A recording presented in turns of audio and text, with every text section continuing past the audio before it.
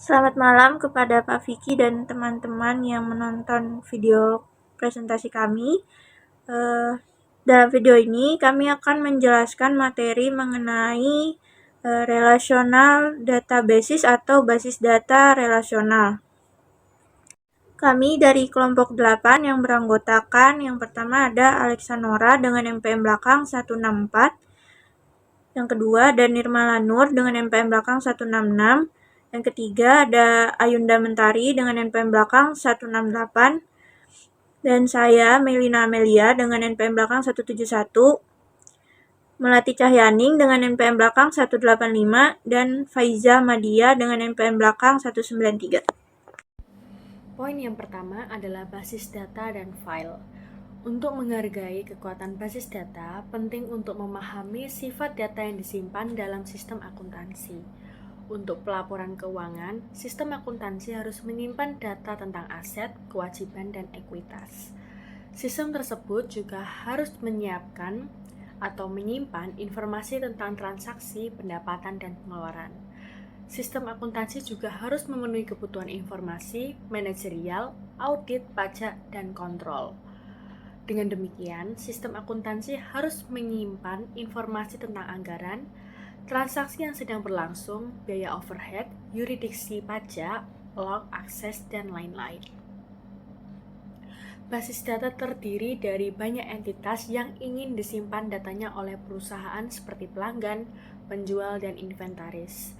Informasi tentang satu contoh entitas seperti pelanggan tunggal disimpan sebagai rekaman. Atribut rekaman tersebut ditetapkan sebagai kolom. Atribut untuk pelanggan mungkin mencakup kolom nama dan alamat. Pada tingkat entitas, biasanya catatan dianggap sebagai baris dan bidang sebagai kolom. Struktur ini memungkinkan basis data untuk mengurangi penyimpanan data yang berlebihan. Singkatnya, basis data adalah kumpulan data yang terorganisir. Pada gambar slide sebelumnya mengilustrasikan perbedaan antara sistem berorientasi file dan sistem basis data. Dalam pendekatan basis data, data merupakan sumber daya organisir yang digunakan dan dikelola oleh seluruh organisasi, bukan hanya departemen asal.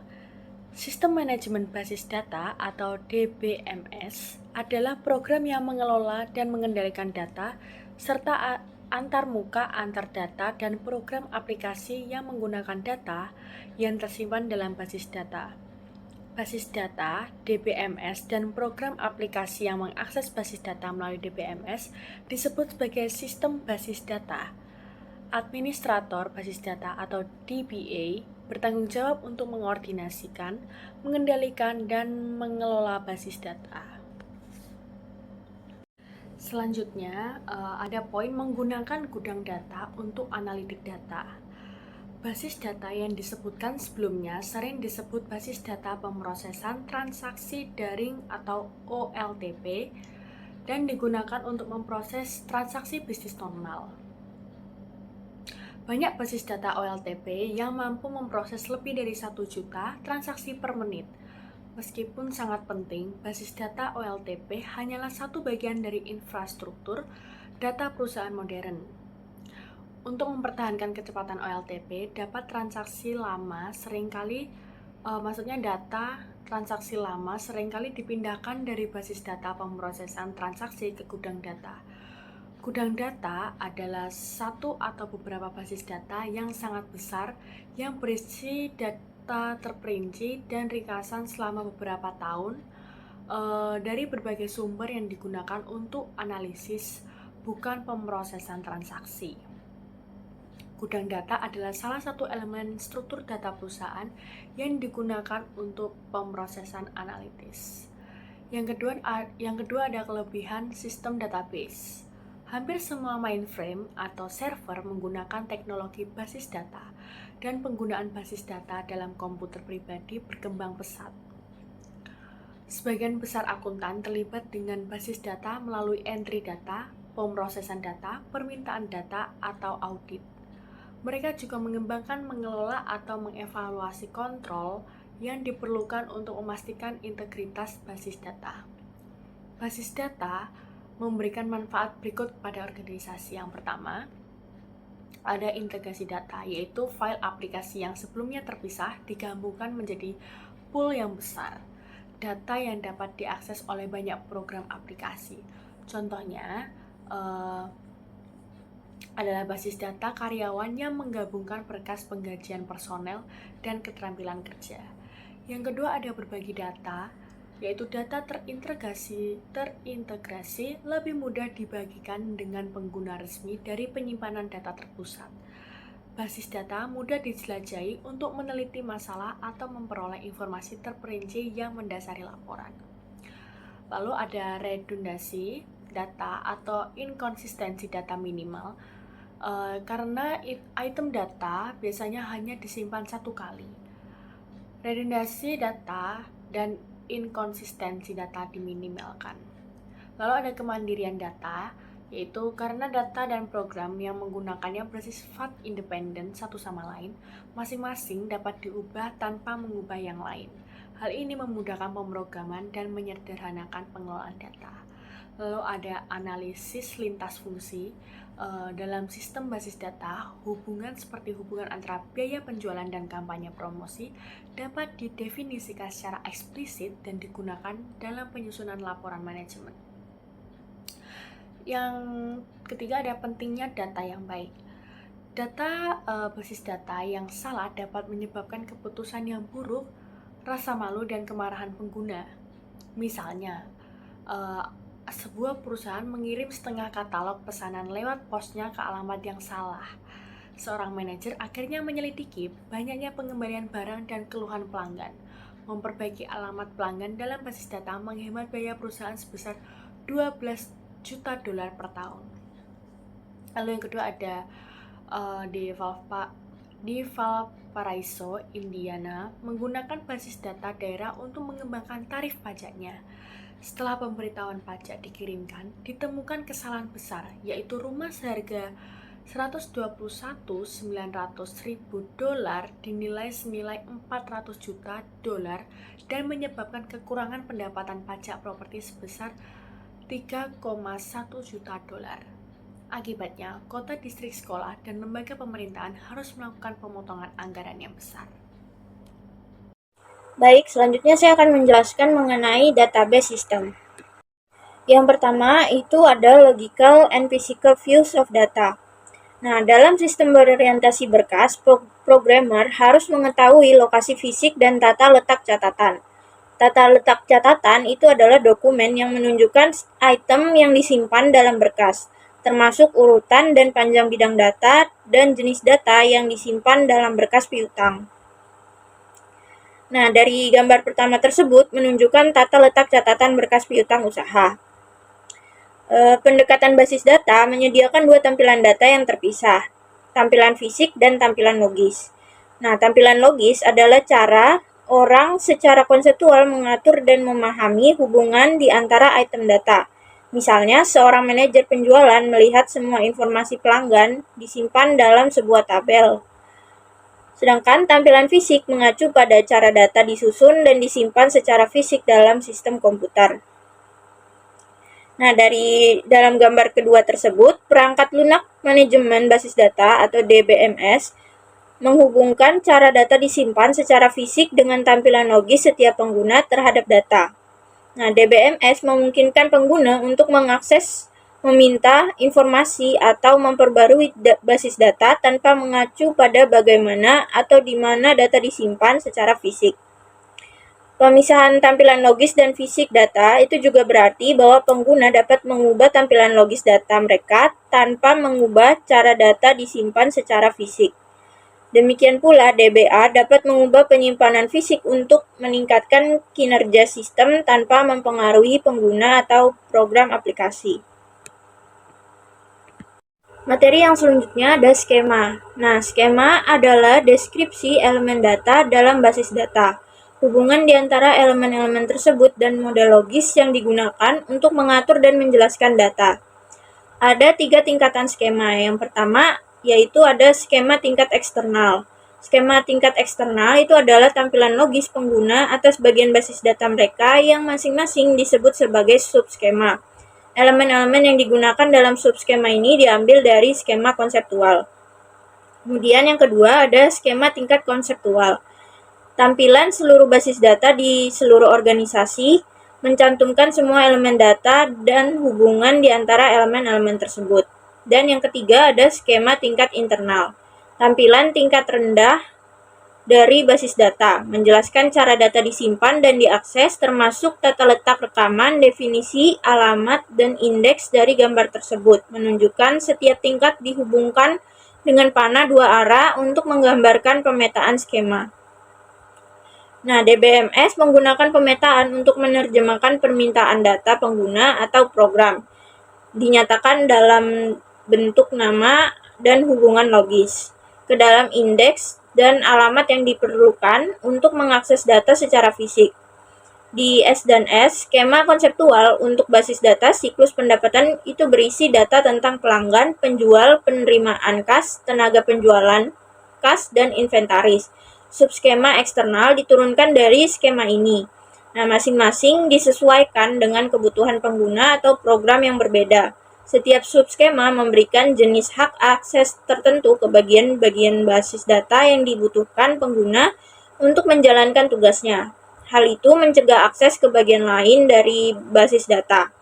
4 hak akses dasar dapat diberikan dalam subskema. Yang pertama ada buat yang dilogokan C, kedua ada baca yang dilogokan R, kemudian perbarui dilogokan U, dan hapus dilogokan D.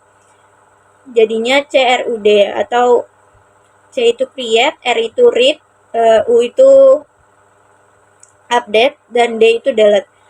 Hak akses dapat didefinisikan di tingkat tabel serta tingkat atribut. Untuk contoh menetapkan hak akses di tingkat atribut, misalnya ada subskema entry pesanan penjualan akan mencakup akses R ke batas kredit pelanggan. Nah, akses R ke saldo pelanggan dan akses C dan R ke semua atribut data yang dimasukkan pada pesanan penjualan. Hak U dan D itu tidak akan diberikan, karena hak D itu jarang diberikan kepada siapapun untuk data transaksi dalam sistem akuntansi, karena kemampuan untuk menghapus informasi transaksi itu menantang integritas data seluruh sistem. Entry pembalik itu biasanya digunakan untuk membatalkan kesalahan dalam transaksi.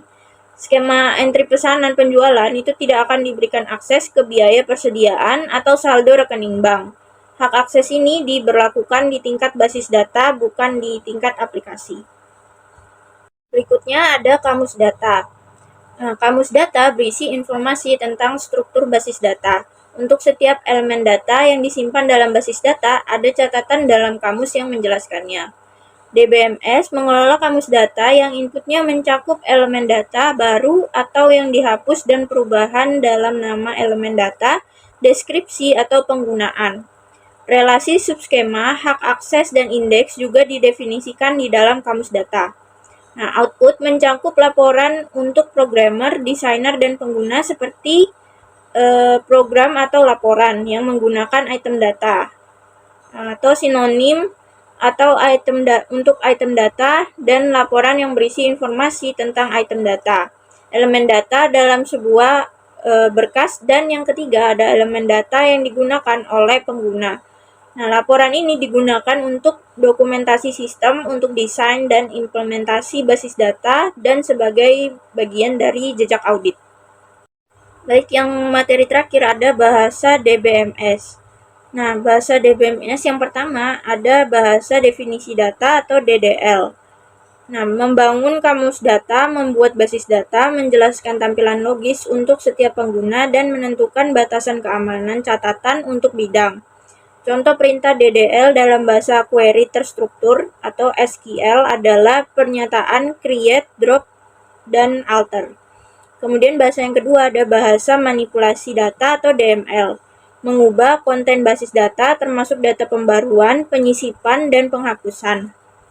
Contoh SQL meliputi pernyataan insert, update, truncate, dan drop. Kemudian yang ketiga ada bahasa query data atau DQL. Dalam bahasa tingkat tinggi, bahasa query data itu adalah bahasa tingkat tinggi mirip bahasa Inggris yang berisi perintah-perintah yang kuat dan mudah digunakan yang memungkinkan pengguna untuk mengambil, mengurutkan, memesan, dan menampilkan data. Contoh pernyataan DQL ini adalah pernyataan select dalam bahasa SQL. Kemudian bahasa yang keempat ada penulisan laporan, menyederhanakan pembuatan laporan. Nah, pengguna itu menentukan elemen data yang ingin dicetak dan penulis laporan mencari basis data, mengekstrak elemen data dan mencetaknya dalam format yang ditentukan pengguna. DQL dalam penulisan laporan tersedia bagi pengguna untuk menginterogasi basis data. DML hanya diberikan kepada mereka yang memelihara data dalam basis data, sedangkan DDL harus dibatasi pada administrator dan programmer yang berwenang. Relational database atau bisa disebut juga dengan basis data relasional. Basis data relasional ini merupakan kumpulan tabel dua dimensi dengan setiap tabel yang mewakili objek yang ingin kita kumpulkan dan simpan informasinya. Setiap baris dalam tabel yang disebut dengan tupel berisi data tentang kemunculan tertentu dari suatu entitas. Types of attribute atau jenis atribut. Jenis atribut ini mempunyai dua kunci, yaitu kunci utama dan kunci asing. Kunci utama merupakan atribut basis data atau kombinasi atribut yang secara unik mengidentifikasi baris tertentu dalam tabel. Kunci asing adalah atribut dalam satu tabel yang juga merupakan kunci utama dalam tabel lain dan digunakan untuk menghubungkan kedua tabel. Merancang basis data relasional to SNS INC. Dalam sistem akuntansi manual ini, SNS akan mencatat informasi penjualan pada faktur penjualan pracetak yang menyediakan tampilan logis dan fisik dari data yang dikumpulkan. Penyimpanan fisik data faktur penjualan sederhana, salinan faktur disimpan dalam lemari arsip. Pada beberapa faktur, seorang pelanggan membeli lebih dari satu barang. Mari kita lihat pengaruh beberapa cara menyimpan informasi ini.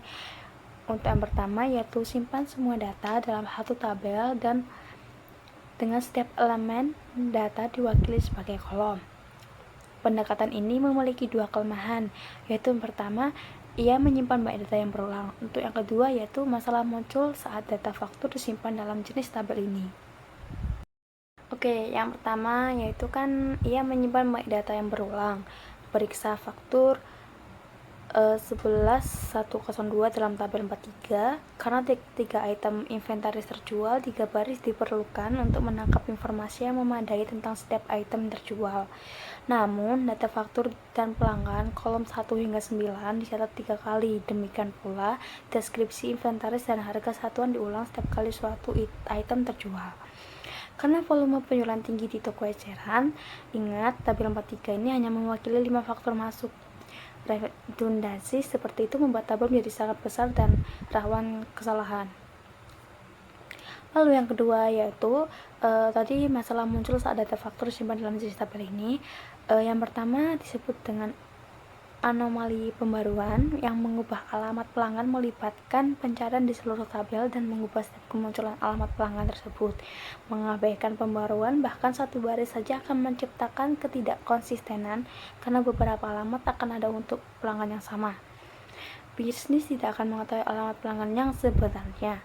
Hal ini dapat mengakibatkan pengiriman surat ke alamat lama dan kesalahan lainnya.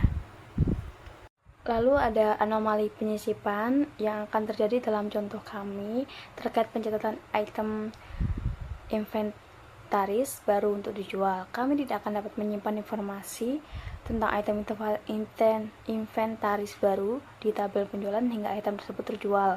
Jika kami mencoba menyimpan informasi tentang item inventaris baru sebelum terjual, informasi penjualan dan pelanggan akan kosong.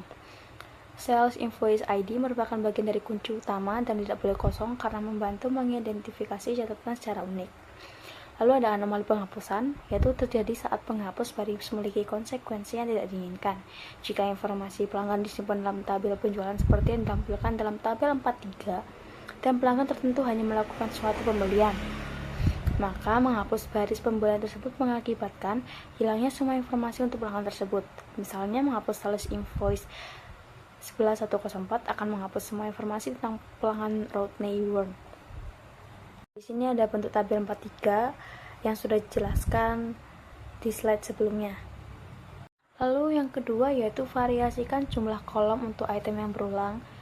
Alternatif untuk tabel 43 ini adalah mencatat faktur penjualan dan data pelanggan satu kali dan menambahkan kolom tambahan untuk mencatat setiap item terjual. Tabel 4 strip 4 mengilustrasikan pendekatan ini, meskipun hal ini mengurangi redundansi data dan menghilangkan beberapa anomali yang terkait dengan tabel 43. Pendekatan ini memiliki kekurangan. SNS harus memutuskan terlebih dahulu beberapa banyak item dapat dijual dalam suatu transaksi, yaitu berapa banyak kolom yang akan dimasukkan ke dalam tabel. Perhatikan dalam tabel 44 bahwa untuk menyimpan setiap item tambahan diperlukan 6 kolom tambahan item, yaitu kuantitas, deskripsi, warna, harga satuan, dan jumlah tambahan. Nah, di sini ada gambaran tabel 44 yang sudah dijelaskan oleh saya di slide sebelumnya. Nah, jika kolom terbuat untuk menyimpan penjualan 4 item atau 24 kolom, bagaimana data tentang penjualan yang melibatkan 8 item atau 48 kolom akan disimpan? Namun, jika kolom dibuat untuk penjualan 8 item, akan ada banyak ruang yang terbuang, seperti halnya pada faktur penjualan 11103 dan 11104. Lalu yang ketiga yang terakhir adalah solusi seperangkat tabel terkait.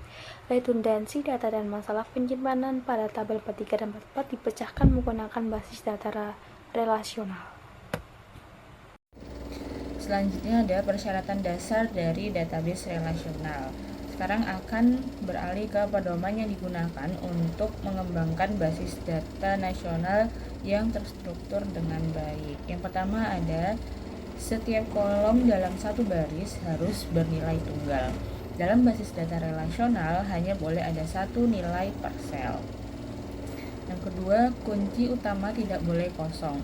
Kunci utama tidak dapat mengidentifikasi baris dalam tabel secara unik jika kosong. Kunci utama yang tidak kosong memastikan bahwa setiap baris dalam tabel mewakili sesuatu yang dapat diidentifikasi. Ini disebut sebagai aturan integritas entitas. Yang ketiga, kunci asing jika tidak kosong harus memiliki nilai yang sesuai dengan nilai kunci utama di tabel lain. Kunci asing menautkan baris dalam satu tabel ke baris di tabel lain. Yang keempat, semua atribut non-kunci dalam tabel harus menggambarkan karakteristik objek yang diidentifikasi oleh kunci utama. Sebagian besar tabel berisi atribut lain selain kunci utama dan kunci asing. Dalam keempat kendala ini menghasilkan basis data yang terstruktur dengan baik, di mana data konsisten dan redundansi data diminimalkan dan dikendalikan. Berikutnya, dua pendekatan untuk desain basis data. Yang pertama, normalisasi. Salah satu cara untuk merancang basis data relasional disebut normalisasi, dimulai dengan mengasumsikan bahwa semuanya awalnya disimpan dalam satu tabel besar. Aturan kemudian diikuti untuk menguraikan tabel awal tersebut menjadi satu set tabel yang disebut bentuk normal 3NF. Ketiga, 3NF karena bebas dari anomali pembaruan, penyisipan, dan penghapusan. Yang kedua ada pemodelan data semantik. Dalam pendekatan desain alternatif disebut pemodelan data semantik. Perancang menggunakan pengetahuan tentang bisnis dan kebutuhan informasi untuk membuat diagram yang menunjukkan apa yang harus disertakan dalam basis data. Diagram ini digunakan untuk membuat serangkaian tabel relasional yang sudah ada dalam 3NF. Dan selanjutnya membuat query database relasional. Untuk mengambil data yang tersimpan, pengguna mengajukan query ke basis data. Query adalah permintaan terstruktur untuk informasi dari basis data. Bagian tab ini menunjukkan kepada Anda, teman-teman semuanya, cara mengajukan query ke basis data di Microsoft Access menggunakan isi desain query dan tampilan SQL. Selanjutnya, Saya akan menjelaskan query 1. Query 1 yaitu menampilkan data penjualan untuk Lola Daily. Dapat kita lihat pada flowchart. Prosedur pertama yaitu buka query design. Dengan klik query design, lalu tambahkan sales dan customer, lalu klik add and close. Kemudian tentukan hubungan, pastikan hubungan antara customer ID di kedua tabel terhubung. Selanjutnya pilih bidang Shared sales invoice ID, sales date, salesperson, and customer name ke baris file. Lalu tambahkan kriteria dengan memasukkan Lola Daily pada baris kriteria di kolom customer name.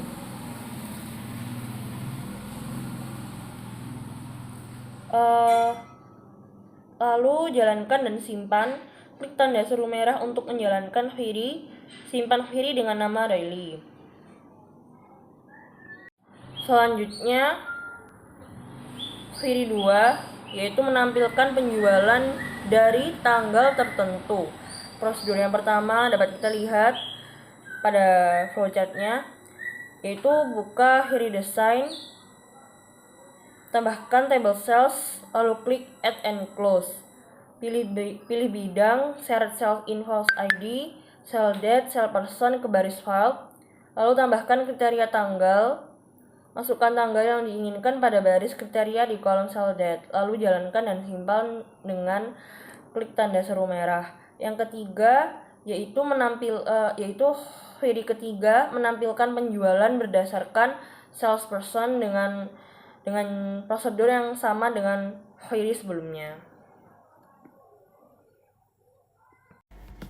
Baik, materi selanjutnya adalah tampilan SQL dari query 3 dan 4. Kolom deskripsi mewakili jenis inventaris dalam kumpulan data terbatas ini. Dengan pemahaman jenis inventaris ini, pertimbangkan di mana kriteria lebih besar atau sama dengan 2 harus ditempatkan. Di mana lebih besar atau sama dengan 2 ini merujuk pada penampilan data hanya untuk transaksi yang jumlahnya 2 unit atau lebih.